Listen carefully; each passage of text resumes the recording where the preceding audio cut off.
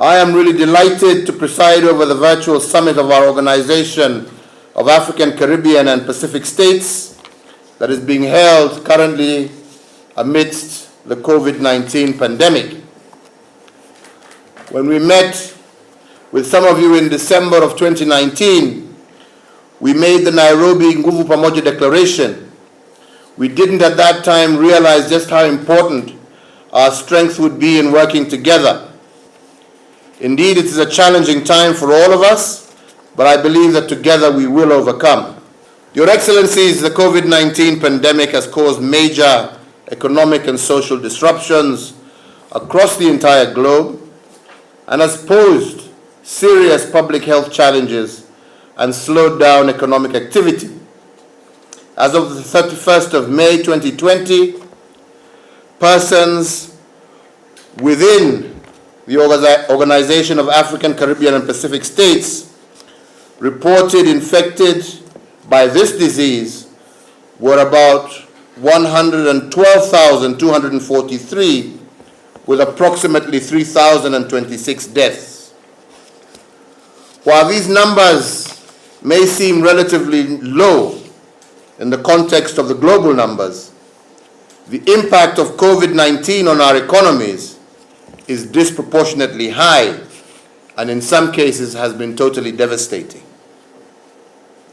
Our industries have been hard hit especially, and our countries, especially those who focus a lot on aviation, travel, tourism and trade. Economic disruptions in the European Union, which amounts for about 50% of ACP countries' exports, have also been disrupted through disruption of their supply chains. And in Africa, our economic growth is projected to decline from 2.4% in 2019 to between negative 2.1 and negative 5.1% in this year 2020. For our Caribbean brothers and sisters, where tourism accounts for more than 30% of total GDP, economic growth is expected to drop by 1%. These numbers, Excellencies, reflect a dire economic situation for ACP countries. In addition to COVID-19, many of our countries are also simultaneously tackling other challenges. For us in the Eastern African region, we are experiencing an invasion of desert locusts as well as floods, while in the Caribbean and Pacific, the devastating effects of rising ocean water and the impacts attributed to the effects of climate change have continued to cause severe destruction. Almost all of our countries are struggling with a heavy debt burden that reduces fiscal room for maneuver. It is estimated that OACPS countries will require between 50 to 60 billion US dollars in 2020 to meet their international debt obligations.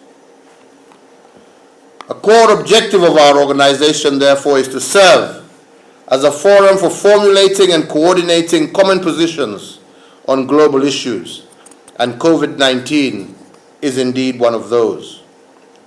We need to invoke this objective and affirm the OACP's solidarity and cooperation in mitigating the effects of COVID-19 pandemic for all our member states. If one of us fails, we all fail. We can only win this battle if we win it together. This is the time for solidarity, and I think our organization is 100% behind the work and the efforts of the World Health Organization, and they can continue to count on our support. I want to thank all our other development partners, the European Union, who is our lead partner of our organization. I think a good deal has come through. We thank you also for your continued support, but we also want to echo some of the sentiments that have been expressed by some of our partners,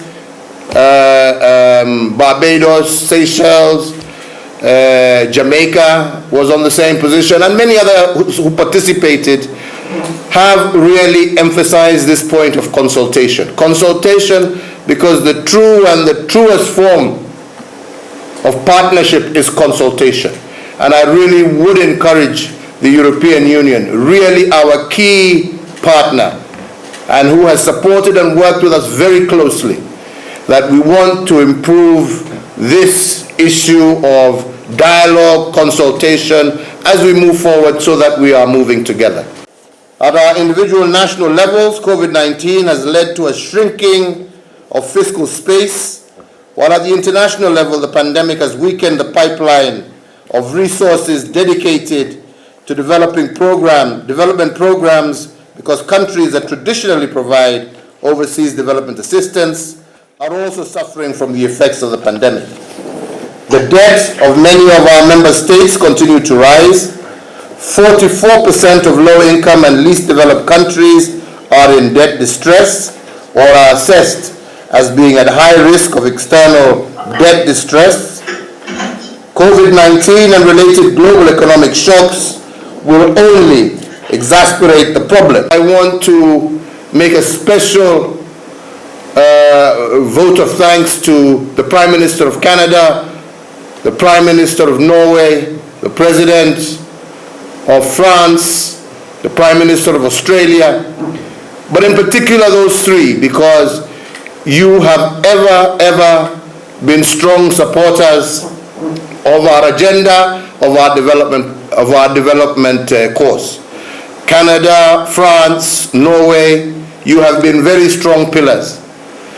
But again, I want to echo what Prime Minister Motley said. We also need the others to come on board.